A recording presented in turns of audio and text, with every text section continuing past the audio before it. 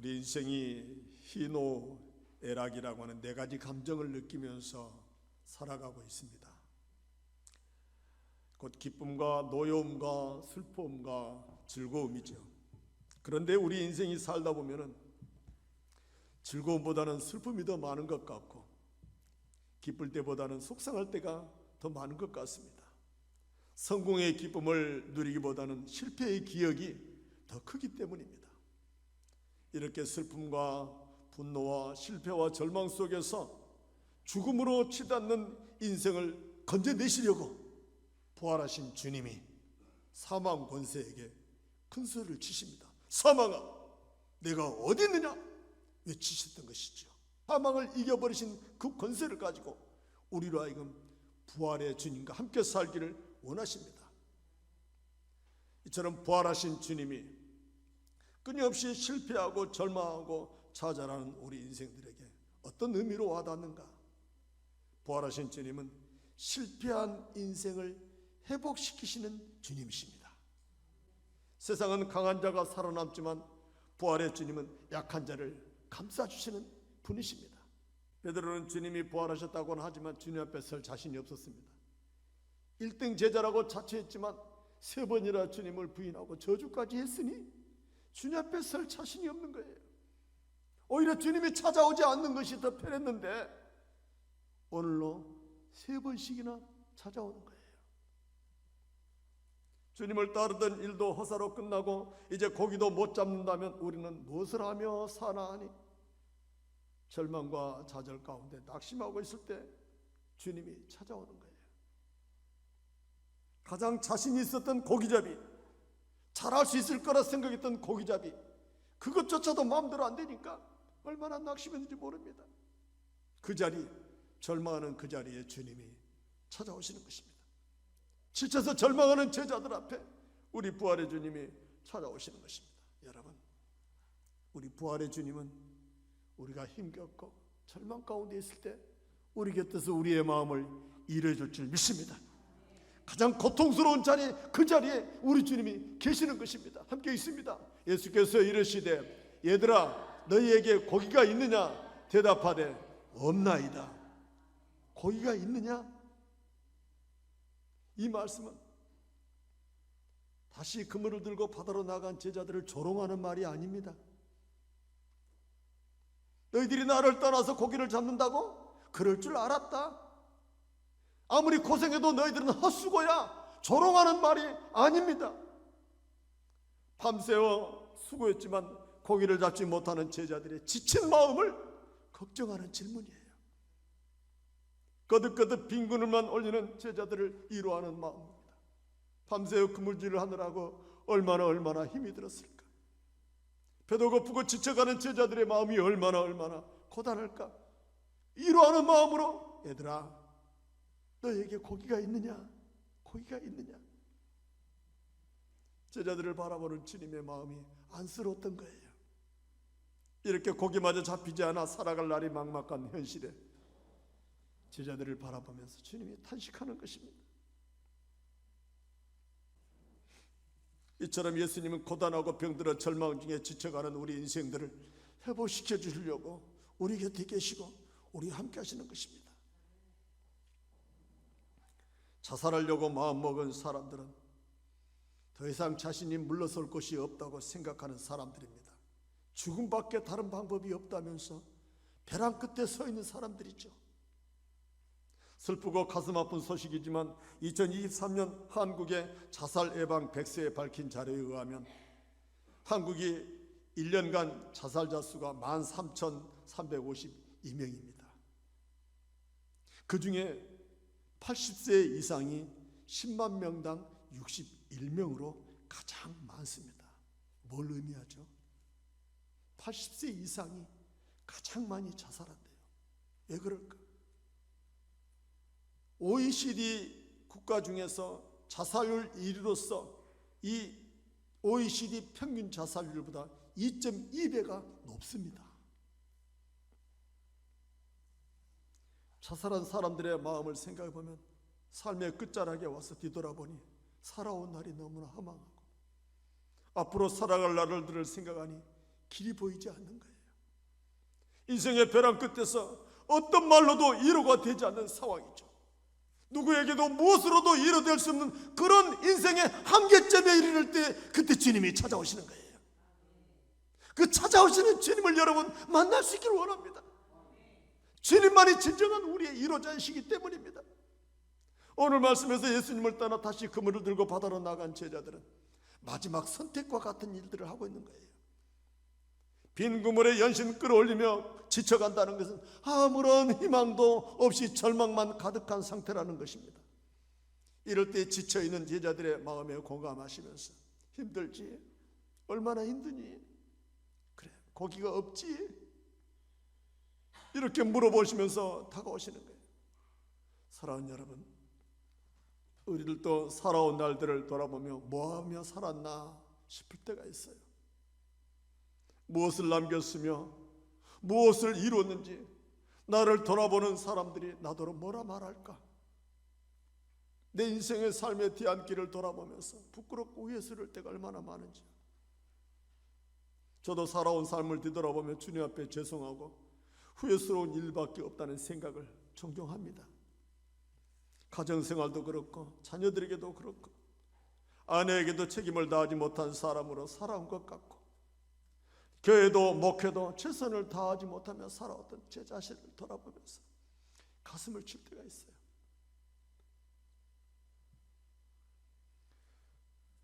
그래서 절망스러울 때가 있죠. 그러나 부활하신 주님이 여전히 나와 함께 하심을 저는 믿습니다. 내가 어떤 절망과 어떤 좌절 가운데 있을지라도 부활의 주님은 나와 함께 하신다는 확신이 있어요. 이 사실이 있기 때문에, 이 믿음이 있기 때문에 오늘도 하루 한 주간 주어진 시간 속에서 그저 날마다 기도하면서 주님께 묻고 매 순간만을 살고 있는 것입니다. 주님은 우리가 어떤 상황에 처했든지 어떤 일을 당했든지 떠났다가 돌아오신 분이 아닙니다. 언제나 내 곁에서 기쁨도 함께 나누려고 계시고 슬픔도 함께 나누려고 계신다는 확신이 제 안에 있습니다. 여러분에게도 있습니다. 여러분 곁에도 주님이 계시는 거예요. 그러면 주님은 무엇으로 우리를 회복시켜 주시는가? 함께 읽었던 오늘 본문의 말씀 6절 읽습니다. 이르시되 그물을 배 오른편에 던지라 그러면 잡으리라 하시니 이에 던졌더니 물고기가 많아 그물을 들 수 없더라. 아멘. 고기가 어디에 있는지 어떤 방향에 있는지 우리는 모르지만 예수님은 아셨던 거예요. 그래서 주님께서 오른편에 그물을 던지라는 거예요. 너희가 타고 있는 배 오른편입니다. 베드로가 예수님을 처음 만났을 그때도 밤새껏 그물질했지만 한 마리도 못 잡고 빈 그물만 씻고 있었을 때입니다. 그때 찾아오신 예수님께서 베드로에게 깊은 곳에 가서 그물을 던지라라고 말씀하셨습니다. 순종했더니 2배에 가득 채우도록 고기를 잡았습니다. 오늘은 배 오른편에 그물을 던지라 그러십니다. 그러니까 주님은 물고기가 지금 어디에 있는지 어디로 가고 있는지 그 물고기 가는 길목을 다 알고 있는 거예요. 요즘은 항법 위성 장치로 물고기가 다니는 어로를 레이더를 통해서 안다고 합니다. 그래서 물고기 떼가 다니는 그러한 길목을 배들이 쫓아다니는 거예요. 그러니까 예수님은 배 오른편에 그물을 던져라 라고 말씀하시고 보면 요즘 발달한 항공 인공위성보다 더 주님은 확실하게 알고 계세요. 훤하게 보고 계시는 것이죠. 바닷속까지도 훤히 들여다보시는 그 주님이 우리의 마음속도 들여다보고 계시는 것입니다. 우리가 어떤 마음으로 예배하고 있는지, 어떤 일 때문에 삶에 지쳐 있는지, 왜 절망하는지 우리 주님은 다 알고 계세요. 보고 계세요. 그러니까 위로해 줄 수 있는 분이세요. 그러니까 우리와 함께 하셔서 우리를 능히 다시 한번 살아갈 수 있도록 용기를 주실 수 있는 분이세요. 그런 주님이 배 오른편에 그물을 던지라고 말씀하시더니 자, 한번 있습니다. 시몬 베드로가 올라가서 그물을 육지에 끌어올리니 가득히 찬 큰 물고기가 153마리나 이같이 많으나 그물이 찢어지지 아니하였더라. 할렐루야. 할렐루야. 그물이 찢어지는 것을 걱정할 정도로 끌어올리는 거예요. 이게 주님이 주시는 축복이에요. 주님이 주시는 위로예요. 여러분, 우리 주님이 주시는 기쁨은 만선입니다. 충만이에요. 넘치는 기쁨이요, 충분히 위로하셔요. 지금 내 삶의 전 형편에 절망하고 좌절하며 두려워할 것이 아니라 나 곁에서 나와 함께 하시는 그 주님을 바라볼 때 우리가 위로가 되는 거예요. 그 위로의 주님을 발견할 수 있기를 원합니다. 내 곁에서 내 마음을 위로해 주시고 내 등을 토닥거리시면서 힘내라고 용기 내라고 내가 너와 함께 한다라고 말씀하시는 그 주님의 목소리를 들을 수 있기를 원합니다. 그래야 좀 살맛이 나지 않겠어요? 예수님은 우리 인생에 무엇이 필요한지, 그것이 어디 있는지, 어떻게 하면 되는지 다 아셔요. 다 아셔요. 아시는 주님께 삶에 지쳐 고단하게 살아가는 인생들에게 수고하고 무거운 짐자들아 다 내게로 오라. 내가 너희를 쉬게 하리라. 우리에게 무슨 일을 하게 하려고 부르시는 게 아니에요. 우선은 우리의 마음에 무거운 짐을 내려놓고 평안히 쉬게 하려고 오라고 부르시는 거예요. 그래서 여러분들이 여기 계신 줄 믿습니다. 근심 걱정하지 마십시오. 주님 곁에 계시는 한 걱정할 필요 없습니다. 주님께 맡겨드리고 주님이 주시는 은혜를 누리면서 위로받을 수 있기를 축복합니다. 오늘 함께 했던 본문의 말씀 9절 말씀 다 같이 읽어봅니다. 육지에 올라보니 숯불이 있는데 그 위에 생선이 놓였고 떡도 있더라. 아멘. 뿐만이 아니에요. 생선이 있고 떡도 있는 것뿐만 아니라 13절 말씀 다 같이 읽어봅니다. 예수께서 가셔서 떡을 가져다가 그들에게 주시고 생선도 그와 같이 하시니라. 아멘. 예수님이 아침 식사를 준비한 거예요. 여러분, 밤새껏 그물질하고 배도 고프고 지치고 고단한 사람에게 가장 필요한 게 뭐 있겠습니까? 일단은 먹는 거 아니겠어요? 10마디 말보다도 우선 고기 한 점이라도 먹여주는 게 낫지 않겠어요? 주님은 그걸 아셔요. 멀리서는 바라보면서 제자들을 부를 때 고기가 있느냐라고 물으셨지만 다가와서는 바로 떡과 생선을 준비하시고 숯불도 펴져 있어요. 숯불, 따뜻한 숯불. 배고플 거라고 생각하고 주님이 맛있는 떡과 생선을 구워 놓으셨던 것입니다. 그 생선이 어떤 생선인가? 제가 가만히 보니까 제가 성지순례 갔던 갈릴리 바다 그 마지막 코스입니다. 저 교회 건물이 베드로 수익권 교회라는 교회입니다. 거기서 네가 날 사랑하느냐 내 양을 먹이라 내 양을 치라 그렇게 말씀하셨던 그 자리에 저 교회가 세워졌어요. 그 베드로 수익권 교회를 마지막 돌보고 나서 이제 점심으로 생선 요리가 나오는데 저 고기 이름이 베드로 고기래요. 마치 뭐까지 생겼어요? 돔처럼 생겼죠. 감성돔처럼 생겼죠. 가시가 아주 날카롭고 커요. 아주 맛있게 생긴 고기를 아주 기름에다 잘 튀겨서 오렌지하고 하지 감자 절반 잘라서 이렇게 올려놓는 거예요. 그래서 저걸 먹으면서 이 고기가 바로 주님이 그때 제자들에게 구워서 줬던 아침 식사 고기인가 보다 이런 생각을 하면서 이제 그 고기를 먹었던 기억이 있습니다. 이처럼 제자들에게 지금 가장 필요한 것은 식사입니다. 먹을 거예요. 예수님께서 오늘 이 아침에 제자들에게 떡과 구운 생선을 준비하신 것은 그동안 3년 동안 함께했던 사랑하는 제자들, 앞으로 이들에게 주님이 못다 이루신 영혼 구원의 일들을 맡겨야 할 안쓰러운 제자들, 감당해야 할 제자들, 양을 이리 가운데 보내야 할 만한 그런 제자들, 사랑스러운 내 제자들, 그 제자들이 지쳐있고 고단한 그들에게 아침 식탁으로서 위로하고 그들의 마음을 따뜻하게 해줬던 것이죠. 고기 잡는 것도 불가능하다면 이제는 살아갈 희망을 잃어버린 제자들을 위로하게 하여 주님이 따뜻한 아침 식사를 준비했던 것입니다. 이처럼 이스라엘 백성들이 광야에서 먹었던 만나는 먹고도 원망과 불평이 가득했지만 오늘 아침 예수님께서 제자들에게 차려준 이 아침 식탁은 한없는 은혜, 한없는 위로가 넘치는 그런 식탁인 것입니다. 그렇습니다. 주님은 지쳐가는 인생들을 찾아오셔서 실패하고 좌절하는 인생들을 찾아오셔서 위로하시고 먹이시고 감싸시는 분이신 거예요. 해도 안 되는 일을 어쩔 수 없는 상황에서 우리 주님이 찾아오셔서 그들을 위로하시는 것이죠. 사랑하는 여러분, 이 땅에 얼마나 많은 사람들이 지쳐 있는지 모릅니다. 얼마나 많은 사람들이 희망이 없이 살고 있는지 몰라요. 그런 희망이 없이 살아가는 이 시대의 사람들을 우리 주님이 품어주시고 그들의 마음을 위로할 줄 믿습니다. 창원에 있는 서문학교에 수연이 엄마라는 분이 있어요. 본인의 이름은 밝히지 않는데요. 수연이 엄마라고 하는 분이 남편과 이혼하고 나서 아무것도 필요 없다고 아들 수연이만 데리고 가게 해달라고 해가지고 아들 수연이를 어릴 때부터 키우게 됐는데 아들과 함께 신앙생활을 하면서 행복하게 아들을 잘 키웠어요. 청소년 기도 잘 넘기면서 아들 수연이만 바라보면서 신앙 안에서 기도하면서 말씀 안에서 살았던 수연이 엄마였습니다. 그런데 수연이가 선교사로 나아가겠다고 신학을 공부하는 거예요.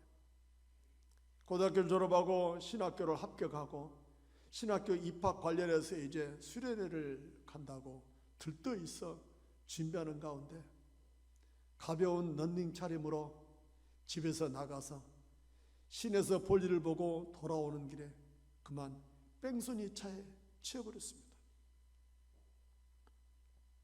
가벼운 옷차림이지라 신분증도 없고 아무도 알지 못해서 시에서 무연고 처리로 이제 장례를 진행하려고 하는 그때에 3일 만에 엄마가 알게 된 거예요. 수연이 엄마가 알게 됐어요. 죽은 지 3일 만에 알게 된 거예요. 얼마나 억장이 무너지겠습니까? 살아갈 소망이 없는 거예요. 아들 하나만 바라보던 수연이 엄마는 모든 살아갈 이유를 잃어버렸어요. 장례식을 눈물로 치르고 두문불출하고 살아갈 의욕을 잃어버린 수연이 엄마는 자살할 것밖에 생각이 안 났어요. 죽고만 싶더라는 거예요. 날마다 울부짖으며 식음을 전폐하고 점점 폐인이 되어가고 있었죠.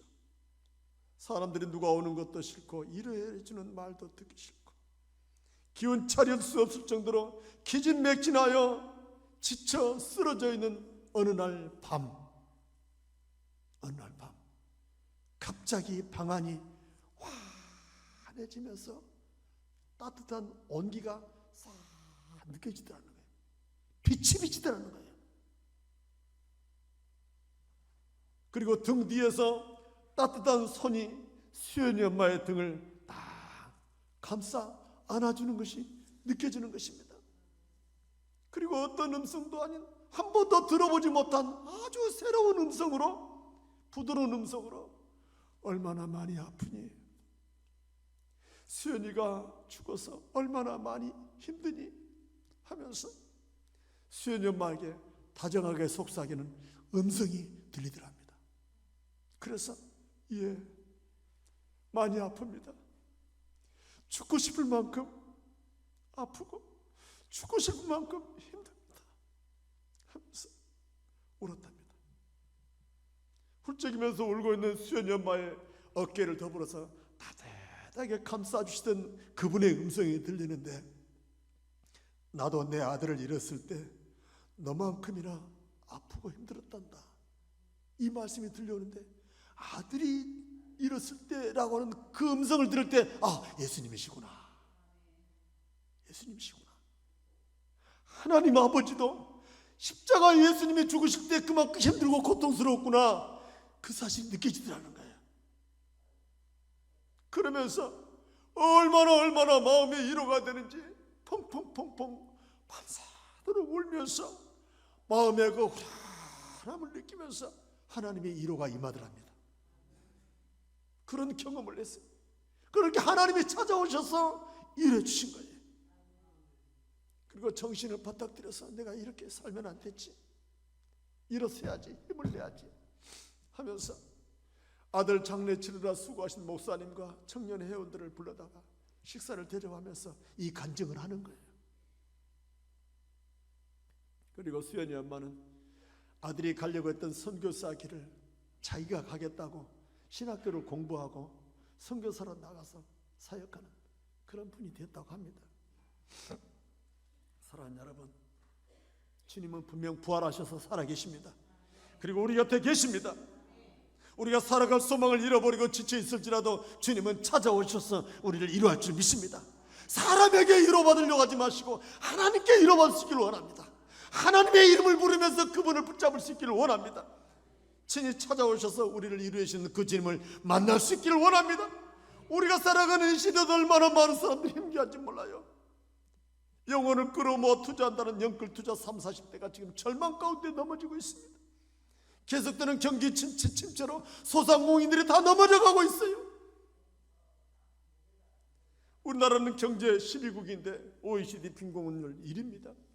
얼마나 많은 사람들이 힘들고 어렵게 살아가는데 이 수많은 환경 속에 절망 속에 있는 그러한 우리들에게 주님이 선포하십니다. 너희가 세상에서 환난을 당하나 담대라. 우리가 환난을 당할 줄을 주님은 알고 계셔요. 그래서 주님이 이기신 그 세상에서 우리를 하여금 이길도록 도와주시는 거예요. 그러므로 여러분, 우리의 삶이 비록 힘들고 지쳐 있을지라도 부활의 주님이 내 곁에 함께 계심을 믿으십시오. 우리의 삶이 비록 고단하며 절망 가운데 있을지라도 부활의 주님이 내 곁에 계심을 믿으십시오. 지금 슬프고 외로울지라도 부활하신 주님이 아침 식사를 준비하듯이 우리의 마음을 이루어 줄 줄 믿습니다.